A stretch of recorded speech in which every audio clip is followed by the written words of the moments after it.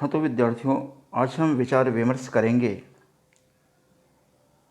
रसखान के जीवन वृत्तांत और उनके सवैये के विश्लेषण के ऊपर। रसखान का जन्म 1548 में हुआ था। उनका मूल नाम सैयद इब्राहिम था।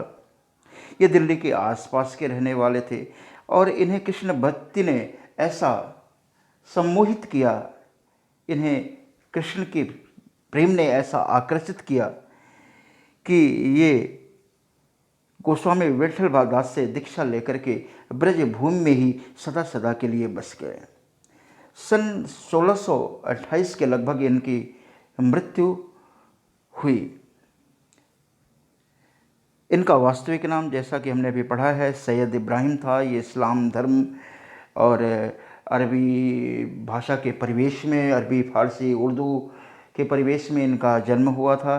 फिर भी इन्हें ब्रज भाषा ने अपनी ओर आकर्षित किया। कृष्ण भक्ति की आकर्षण ने इन्हें अपनी ओर संबोधित किया और इन्होंने कृष्ण भक्ति से जुड़े हुए सवैयों की, कवित्वों की रचना की।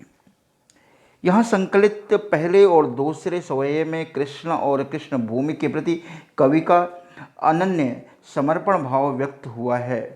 पहले सवैये में, तो आगे हम रचना पढ़ते जाएंगे और कौन कौन से सवैये हैं और किन सवैयों के अंतर्गत कवि ने किन दृश्यों को मूर्तिमान करने का प्रयास किया है, उसकी व्याख्या, उसके विषय में उसका विश्लेषण हम आगे देखेंगे। तो प्रस्तुत है आगे पहला सवैया। पहले सवैये के अंतर्गत रसखान कहते हैं, कृष्ण से कहते हैं, मानुस हो तो वहीं रसखान बसों ब्रज गोकुल गाम के ग्वारन, जो पशु हो तो कहा बस मेरो चरो नित नंद के धेनु मझारन। पाहन हो तो वही गिरि को जो कियो हरिछत्र पुरंदर धारन, जो खग हो तो बसेरो करो मिली कालिंद कुल कदम्ब की डारन। मानुस हो तो वहीं रसखान बसों ब्रज गोकुल गाँव की ग्वारन। रसखान कहते हैं, मानुष हो तो, यदि मैं मनुष्य हूँ तो, अर्थात मेरा मनुष्य के रूप में जन्म हो तो, बसों मैं निवास करूं ब्रज गोकुल गांव की ग्वारन, ब्रजमंडल के गोकुल गांव के ग्वाल वालों के बीच में मैं निवास करूं, उनका सखा बन करके, उनका मित्र बन करके, उन मित्र मंडली में, उन गोपों की मित्र मंडली में, ग्वाल वालों की मित्र मंडली में मैं ब्रजमंडल के गोकुल गांव की वीथिकाओं में विचरण किया करूं। जो पशु हो तो कहा बस मेरो चलो नित नंद के धेनु मझारों। जो पशु, मझारन का मतलब होता है बीच में, गाय के झुंड के बीच में। जो पशु हो तो कहा बस मेरो, यदि मैं पशु बनूं, फिर रसखान कहते हैं, कहा बस मेरो, मैं पशु बनूं कि मनुष्य बनूं, इस पर मेरा बस क्या है, कहा बस मेरो, मेरा बस क्या है। लेकिन यदि मैं पशु बनूं तो चरों नित नंद के धेनु मझारन, मैं नित ही अर्थात रोज ही नंद के धेनु मझारन, कृष्ण के पिता नंद के गायों के बीच में, उस झुंड के बीच में, उस लेहड़ के बीच में मैं विचरण किया करूं, चरा करूं। पाहन हो तो वही गिरि को जो कियो हरि छत्र पुरंदर धारन। पाहन हो तो वही गिर को, यदि मैं पत्थर बनूं तो वही गिरी को, मैं उसी पहाड़ का पत्थर बनूं जो कियो हरि छत्र, जिसे कृष्ण ने छत्र किया था, जिसे कृष्ण ने ब्रजमंडल के निवासी वासियों की इंद्र की कोप से रक्षा करने के लिए, इंद्र के प्रकोप से बचाने के लिए, ब्रजमंडल के निवासियों को छत्र को बचाने के लिए जिस पर्वत को उन्होंने छत्र के रूप में अपनी उंगली पर धारण किया था, मैं उस पहाड़ का पत्थर बनूं, यदि मैं पत्थर बनूं तो।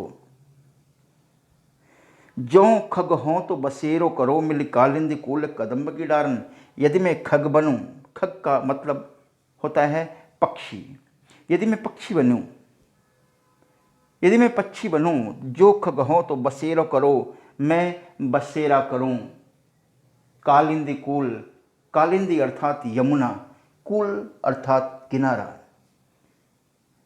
कालिंदी के कूल पर कदम्ब के वृक्षों की डालियों पर मैं बसेरा करूं अपने खक्कुल के साथ, अपने पक्षी परिवार के साथ। जो खग हों तो बसेरा करो मिली कालिंदी कूल कदम्ब की डालन, यमुना नदी के किनारे स्थित कदम्ब की डालियों पर मैं बसेरा करूं, जहां कृष्ण ने अपनी लीलाएं की हैं। दूसरा, जो खग हों तो जो खग हों तो जनु मनु मानो जानो, इसमें उत्प्रेक्षा अलंकार है। जो खग हों तो कहा बस मेरो, पाहन हो तो यदि मैं पनुष्य बनूं, ये सभी में उत्प्रेक्षा अलंकार है क्योंकि संभावनाएं दिखाई गई है। जहाँ उपमेय में उपमान की संभावनाएं दिखाई जाए, जो खग हों तो बसेरा करो यदि मैं पक्षी बनूं, जो खग हों तो बसेरा करो, जो जनु मनु मानो जानो, जो मिलकालिंदी कोल कदम्ब की डालन, जो खग हों तो बसेरा करो। नहीं नहीं, इसमें आपको उत्प्रेक्षा अलंकार नहीं है, इसमें सॉरी, इसमें आपको मिलेगा मिली कालिंदी कुल कदम्ब की डारन में अनुप्रास अलंकार है। पाहन हो तो वहीं गिर को कियो हरिक्षत्र पुरंदर धारन, जो पशु हो तो कहा बस मेरो चरो नित नंद के धेनु मझारन, नित नंद में अनुप्रास अलंकार है। मानुष हो तो वहीं रसखान, बसों ब्रज गोकुल, बसों ब्रज में अनुप्रास अलंकार है। इस तरह से अनुप्रास अलंकार की सर्वाधिक छटा इस सवय के अंतर्गत विद्यमान है। दूसरा पद है या लकुटी और कामरिया पर राजती हूँ पुर को तजदारों, या लकुटी और कामरिया पर, इस लकुटी और कामरिया पर अर्थात कृष्ण की लकुटी और कामरिया पर राजती हूँ पुर को तजदारों, मैं तीनों पुर के राज्य अर्थात अपने बीते हुए जन्म के सुकर्म फल, अपने वर्तमान के सुकर्म फल और भविष्य में किए जाने वाले सुकर्मों के समस्त फलों को मैं अर्पित करने के लिए तैयार हूँ, यदि मुझे कृष्ण की ये लकुटी और कामरिया मिल जाए, यदि मुझे कृष्ण की कृपा मिल जाए। या लकुटी और कामरिया पर राज तिहूँ पुर को तजदारों, तो मैंने अपने तीनों पुर के राज्य अर्थात इहलोक, परलोक और भविष्य के में किए जाने वाले सुकर्मों के फलों का लोक, ये सभी कुछ अर्जित करने के लिए, त्यागने के लिए तैयार हूँ।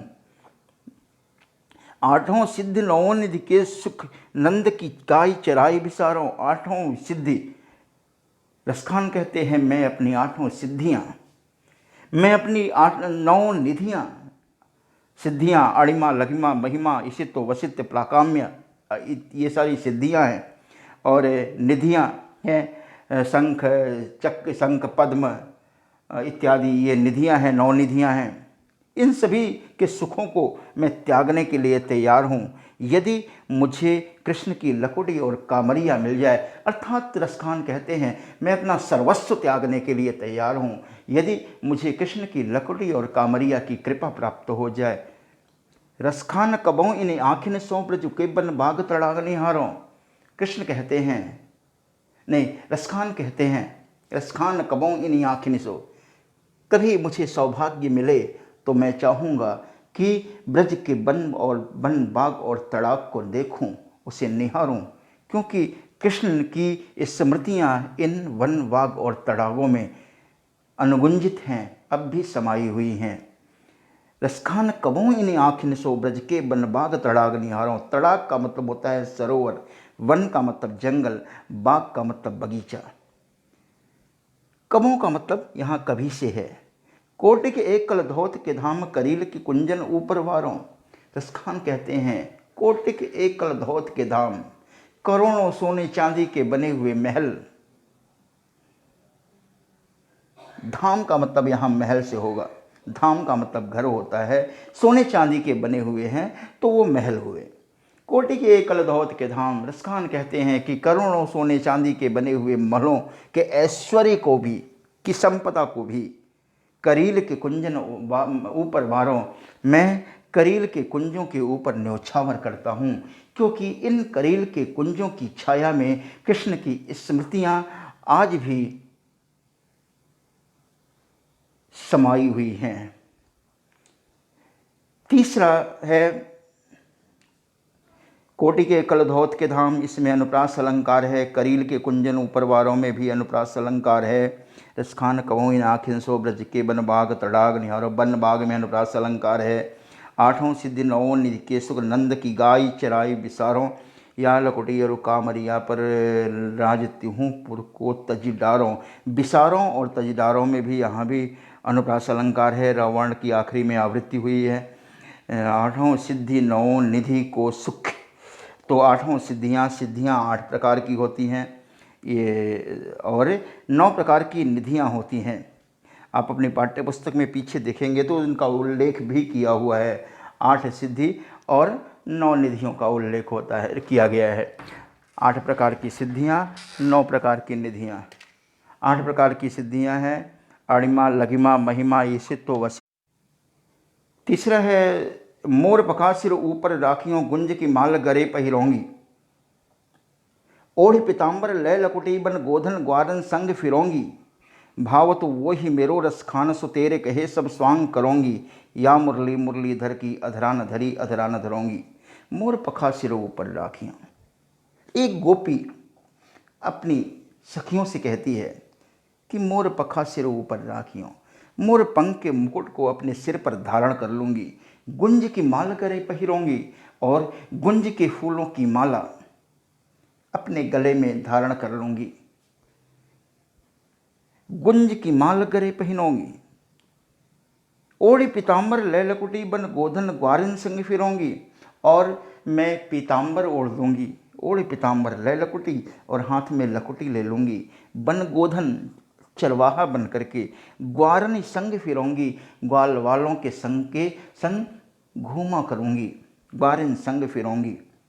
भाव तो वो ही मेरो रस खान, सो तेरे कहे सब स्वांग करूँगी। भाव तो वो ही, उस मेरे कृष्ण को जो कुछ भी पसंद है, मोर मुकुट, पीताम्बर, गुंज के फूलों की माला, जो कुछ भी उसे पसंद है, जो जो अलंकरण उसे पसंद हैं, जो जो आभूषण, जो जो वस्त्र उसे पसंद हैं, सब मैं अपने ऊपर धारण कर लूँगी। भाव तो वो ही मेरो रसखान, मेरे रसखान को जो कुछ भी भाता है, अर्थात मेरे कृष्ण को जो कुछ भी अच्छा लगता है, जैसे वस्त्र आभूषण उसे रुचिकर लगते हैं, वह सारे श्रृंगार मैं अपने ऊपर धारण कर लूँगी। सो तेरे कहे, तुम्हारे कहने से वो सारे श्रृंगार मैं कर लूँगी।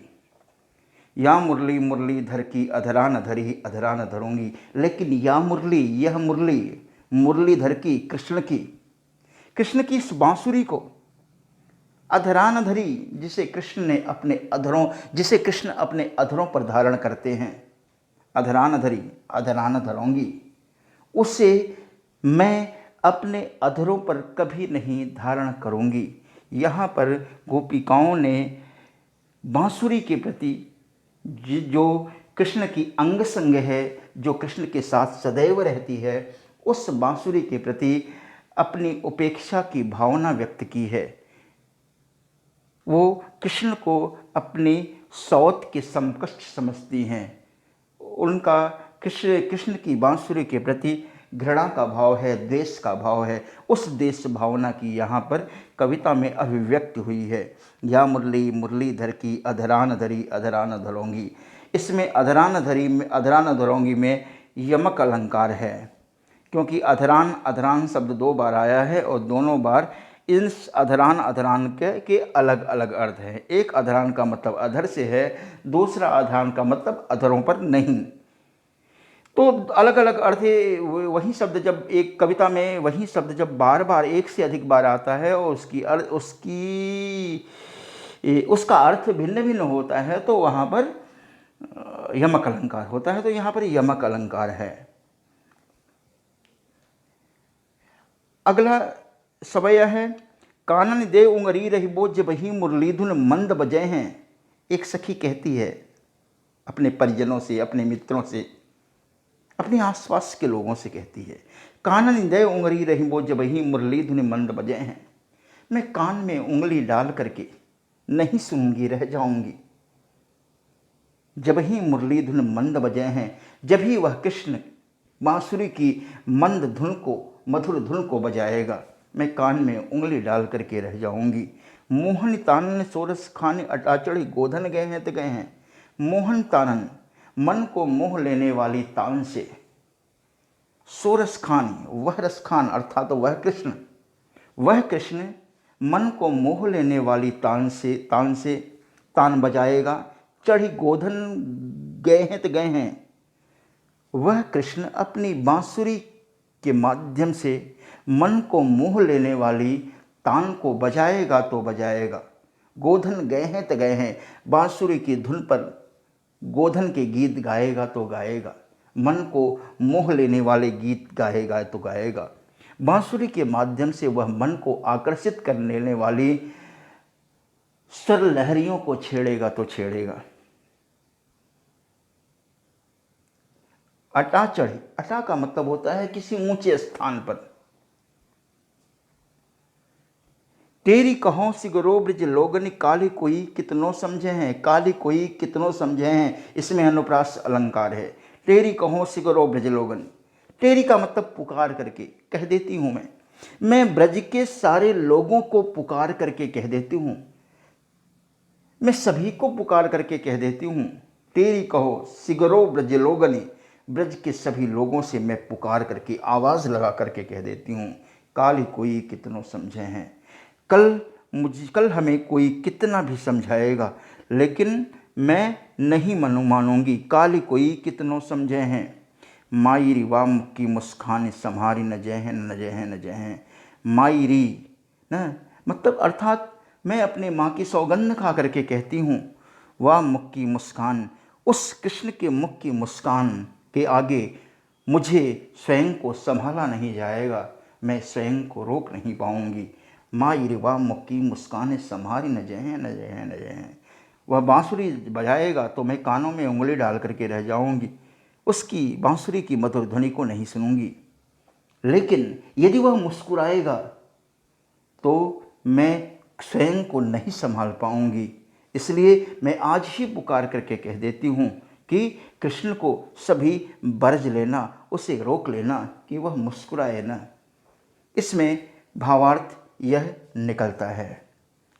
तो इस तरह से यह रही रसखान के सवैयों की संपूर्ण व्याख्या। इसके कुछ क्वेश्चन आंसर यहाँ लिखे हुए हैं और क्वेश्चन के समस्त आंसरों की अभिव्यक्ति आपके इन सवैयों की व्याख्या में आपको मिल जाएगी। ऐसा कोई भी प्रश्न नहीं है जिसे काव्य सौंदर्य स्पष्ट कीजिए, या मुरली मुरलीधर की अधरा न धरी अधरा न धरूंगी, इसमें काव्य सौंदर्य स्पष्ट करना है। तो काव्य सौंदर्य के अंतर्गत कविता में कौन सा रस है, कविता किस छंद में लिखी गई है और कविता की भाषा शैली क्या है, कविता में कौन सा अलंकार है, कविता में कौन सा रस है, इन सभी का यदि विश्लेषण कर दिया जाए तो हमें पता चल जाता है कि इसके अंतर्गत इसके अंतर्गत काव्य सौंदर्य क्या है। जैसे या मुरली मुरलीधर की अधरा न धरी अधरा न धरूंगी, या मुरली मुरलीधर की, न मुरली मुरलीधर में अनुप्रास अलंकार है, अधरा न धरी अधरा न धरूंगी में यमक अलंकार है, न सभंग यमक अलंकार है। और ब्रजभाषा का सुंदरतम प्रयोग और भाषा का सरलतम स्वरूप यहाँ देखने के लिए मिल रहा है। और छंद शैली सवैया है। रस, इसमें भक्ति रस का सुंदर परिपाक देखने के लिए मिलता है। भाषा अत्यंत सरल है, बोधगम्य है और कविता में प्रसाद गुण हमें देखने के लिए प्राप्त होता है। इस तरह से आप अगर इस ऐसे विश्लेषण करेंगे तो इस कविता का काव्य सौंदर्य भी आप लिख सकते हैं।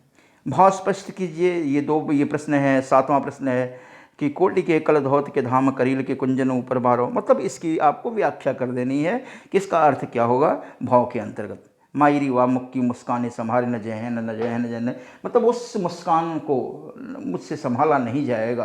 कृष्ण की मुस्कान के आगे मुझे स्वयं को रोका नहीं जाएगा, मैं स्वयं को अपने बस में नहीं रह सकूंगी। इसलिए कृष्ण को रोक देना कि वह अपनी मुस्कान को न बिखेरे, वह मुस्कुराएगा नहीं, उसे बरज देना, उसे रोक देना, उसे मना कर देना। ऐसी अभिव्यक्ति यहाँ पर हमें देखने के लिए प्राप्त होती है। तो ये संपूर्ण विश्लेषण हुआ आपके पाठ है रसखान के सवैये का।